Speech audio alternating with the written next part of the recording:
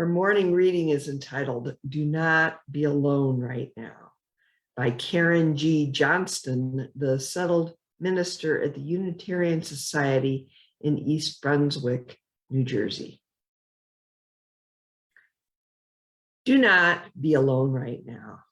Gather together. Gathering together grows courage in ourselves and in others who see the numbers swelling. It is a small thing, but right now it is an important thing. Great sources of wisdom remind us just because you cannot stem the tide of all hate, it is still right to do the thing that you can do. These things add up. Your one thing and my one thing, his one thing and their one thing and her one thing. Together it becomes a big thing. Do not be alone right now. Any liberation, all liberation, is collective liberation. My freedom is bound with yours and yours with mine, inextricably.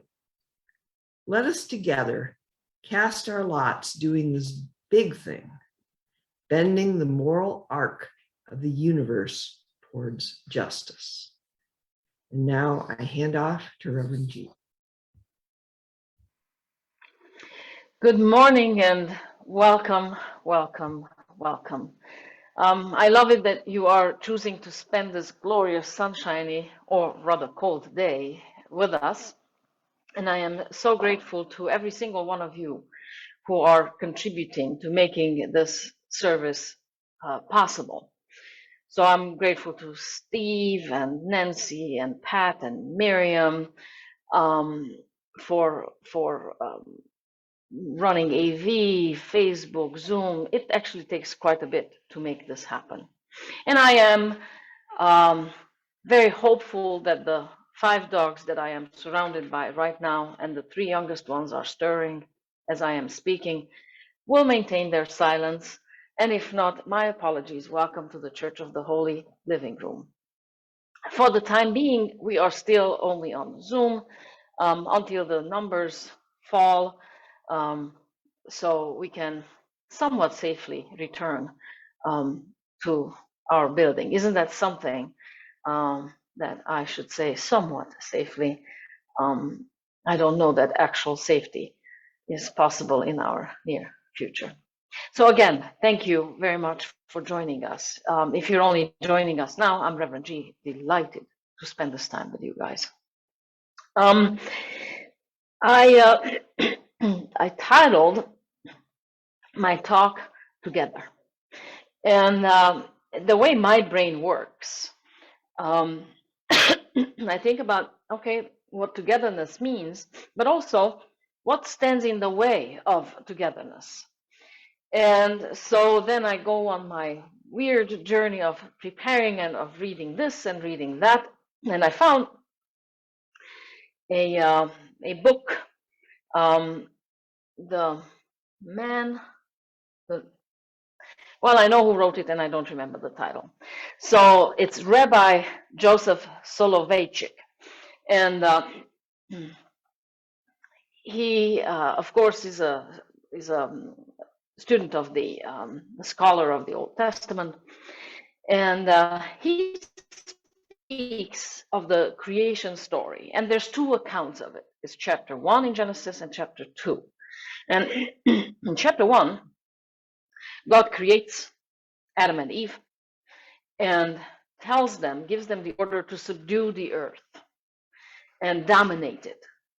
And then in chapter 2, God creates the earth and charges Adam and Eve to be the caretaker of it. And you notice the difference between Adam 1, as Rabbi Soloveitchik says, and Adam 2. Adam 1's job is to dominate the earth and everything on it and in it. And Adam 2 is the one who is charged to build relationships, to honor commitments or covenants. He is the one to tend to caretake. And there is a I'm going to mute for a second.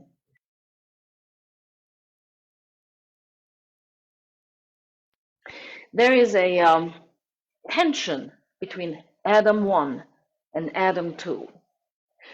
And I found this theory absolutely fascinating because I thought, yeah, this sounds very true to me. So on the one side, and this happens probably in the early part of our life. That's it, the lonely man of faith, says Miriam. That's what it's called, Joseph Soloveitchik. So the early part of life is when Adam 1 seems to be in charge. The first part of life. Is that what I said? First part of life. When we are building a career, we are trying to prove ourselves that we're capable. We might find any means acceptable to succeed. And in the wake of our striving, there may be some broken relationships. There may be some untended covenants. And there may be a lack of focusing on the inner qualities that we all human beings possess. So our abilities are all varied and different, but I hope we can all agree that we all have a soul, and at the soul level, we are all the same. And Adam 1 is not one to focus so much on the inner. Adam 1 is more likely to focus outwardly focused towards succeeding, conquering, proving himself, herself. Adam 2, on the other hand, is introspective. Is the one that doesn't just want to do good, also wants to be good. Is focused on creating a world that doesn't just work for Adam 2, but works for everybody else in that universe. And there is a natural tension between Adam 1 and Adam 2. And that if we have as within, so without. If the tension exists within, it exists without in society and possibly magnified. So there is a social scientist, her name is Ruth de Vries, and her theory is that in history, human beings create a culture that works for them. And her theory is ratchet, hatchet, pivot, and then repeat, ratchet, hatchet, pivot. So in other words, human beings realize that there's a problem in society that needs to be fixed. So they come together and they create a solution together. And that's a good thing, and then they ratchet it. So they build it up, only to realize that, wait a second, it stopped working. So then comes the hatchet. We break that social culture. And then what do? We pivot. So the human creativity, again, is ignited. And we pivot. We find another solution that fixes the problem that humanity is facing at this particular moment in time. That solution, we ratchet it until it works, and then we find, wow, it stopped working again. We hatchet, pivot, and repeat. So I happen to believe that we are in this, at the very least, in the hatchet moment. Hopefully, we are slowly starting to pivot. I'm not entirely sure about. There they go. Knock it off. Sorry about that. So ratchet, hatchet, pivot. I'm from Europe, so I'm a little bit familiar with the history of Europe. There was a time when the Austrians dominated Europe, and they overtaken many countries. The Austro-Hungarian Empire was created, and then in 1848, the Hungarians revolted against the Austrians. They wanted to break away from this Austro-Hungarian empire. It was a very abusive marriage, very abusive relationship, where the abuser was Austria and the Hungarians were the ones that were abused, as were many other smaller nations that the Austro-Hungarian Empire ruled over. It doesn't matter that the revolution was defeated. What matters is that it turned out to be one of these hatchet moments.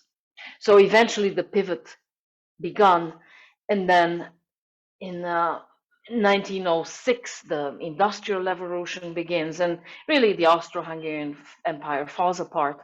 So it pivots into the Industrial Revolution, and then there's issues with that too in this country in the 1930s, mid-1930s, after the Great Depression.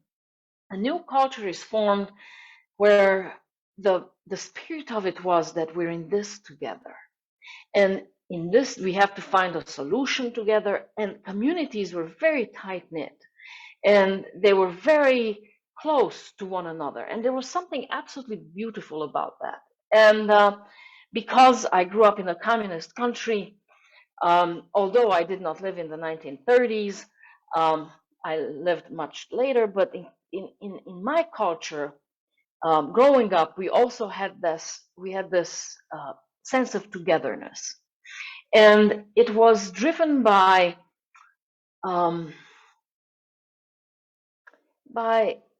sharing, people understanding that they can't overcome the difficulty of the times alone.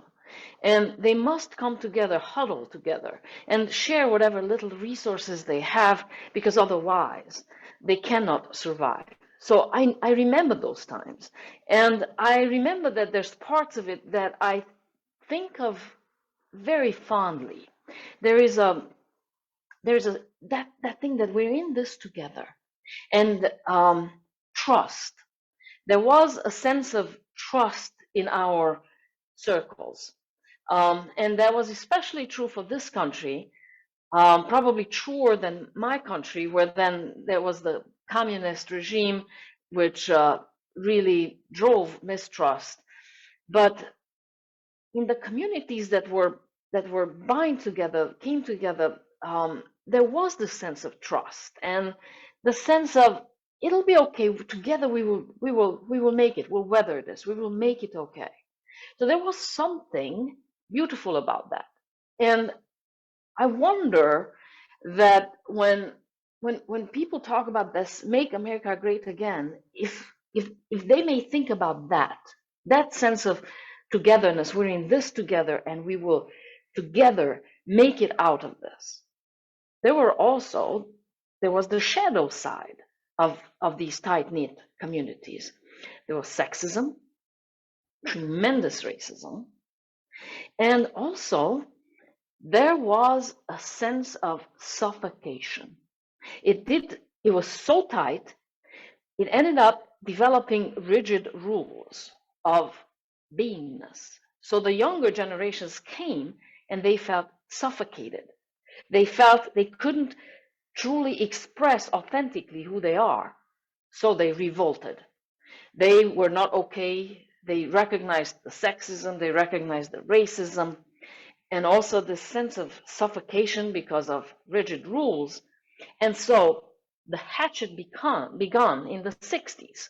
So they began hatcheting, and then they pivoted, and this era of individualism took over, where we started really focusing on the values of individuality, where we pivoted from tight-knit communities to individuals who developed themselves, started believing in themselves, started accomplishing goals, very goal-oriented and individualistic societies. Adam won.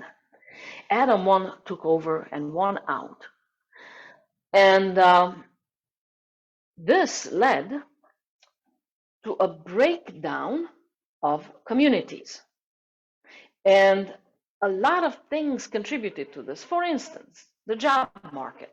In the 30s, if you went to a factory, say the car factory, you worked there, probably your son, your daughter may have also been employed there for their entire career.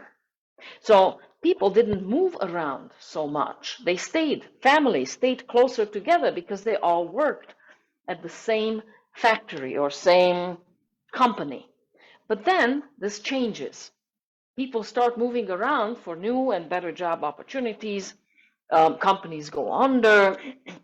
There's a lot of change in society. So it breaks down the family, the extended family, and then the family units become dependent on themselves, and then they start believing, oh, we alone are. We can only count on ourselves, and then we have to develop the strength to support ourselves. The sense of community erodes. The sense of individual expands and strengthens. And so, while in the 1930s, 40s, 80% of the people trusted the government, that the government most of the time will do right by them. Today, that is 20%. So it completely shifted. That's a huge shift. The trust, the sense of trust has eroded. And I don't remember who said this. They said the people are trusting less because people are less trustworthy.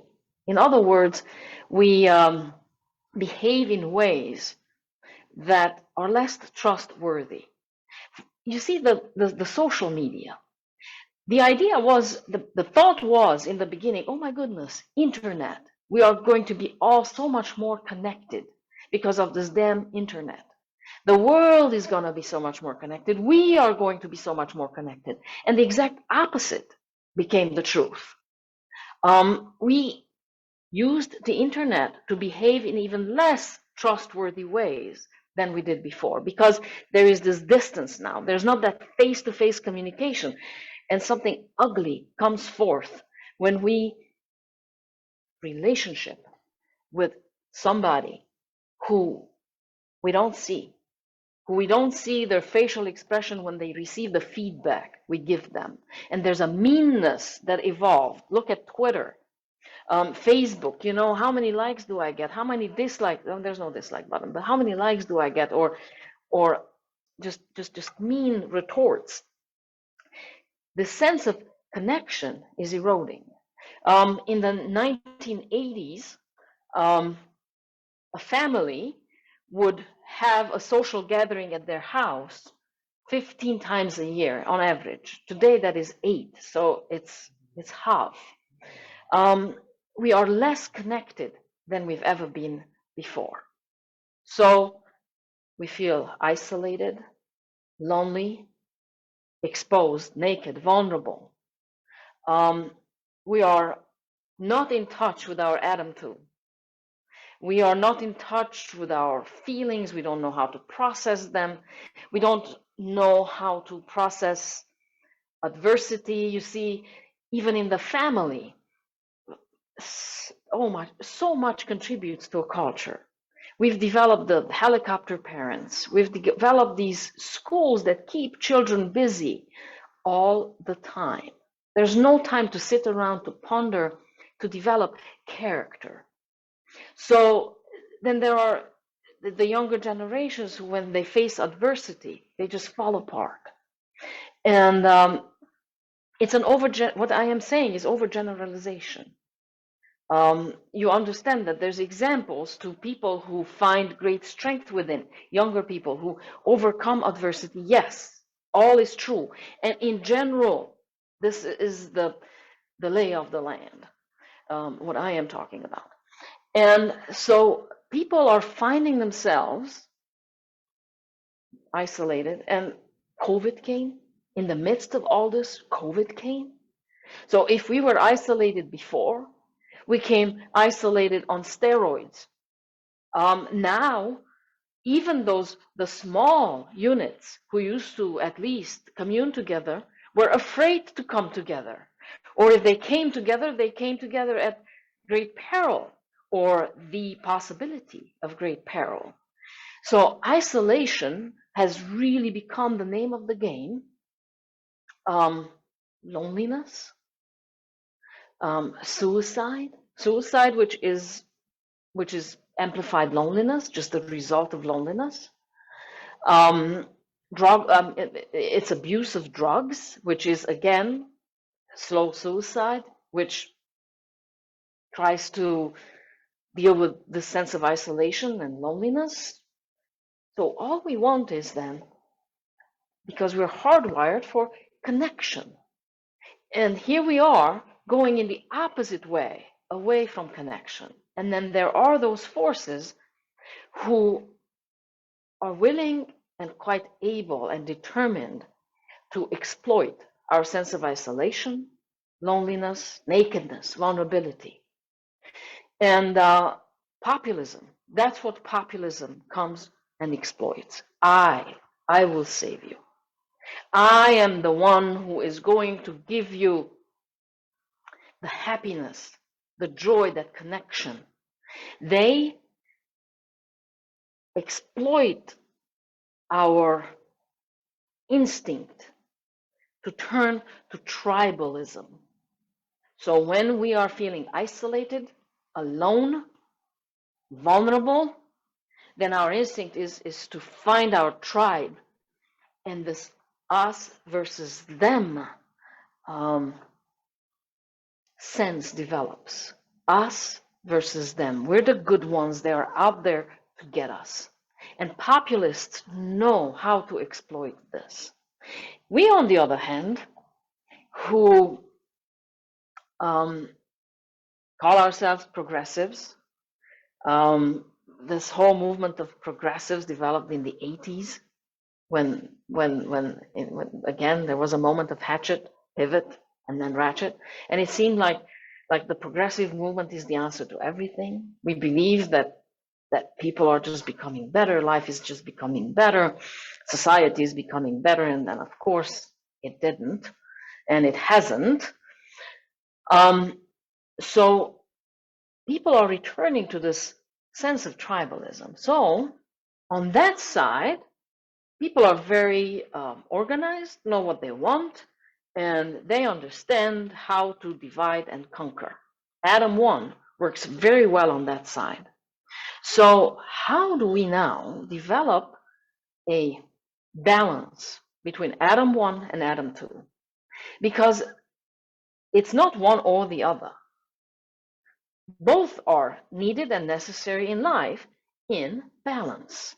And it would be obviously great if that balance existed the entirety of our lives. But at what point do we turn and do we realize that if Adam 1 is the only one in charge, it leads to destruction and disconnection? How do we how do we bring in Adam 2? What is Adam 2 about? Adam 2 is about nurturing. It's about connection. It's about covenant, or covenant, which means commitment. In the Unitarian Universalist movement, we are very serious about covenants. We promise each other certain things. We promise to love, respect. We create these covenants with one another. Groups, there are groups within the Unitarian Universalist movement who covenant with each other. Covenant, it's a commitment. It requires a strength of character that even when the going gets tough, I maintain my covenant. I maintain my promise to you that I covenant with racial groups. I covenant that I hear a joke that is at the expense of any race.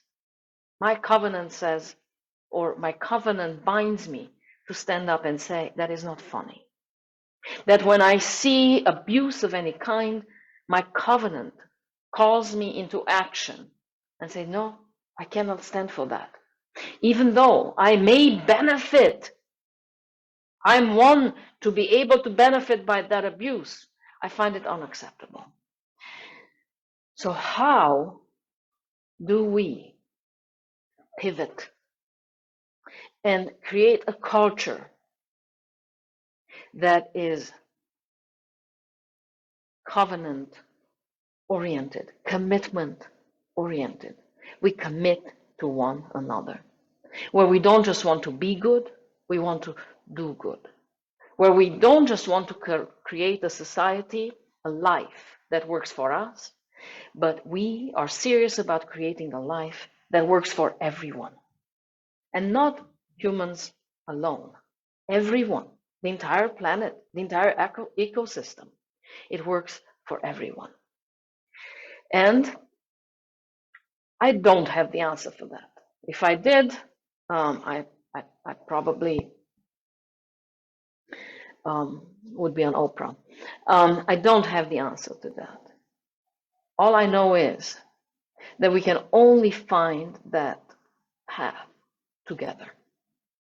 And I believe that we have to organize and get serious about what we stand for and not only what we stand against.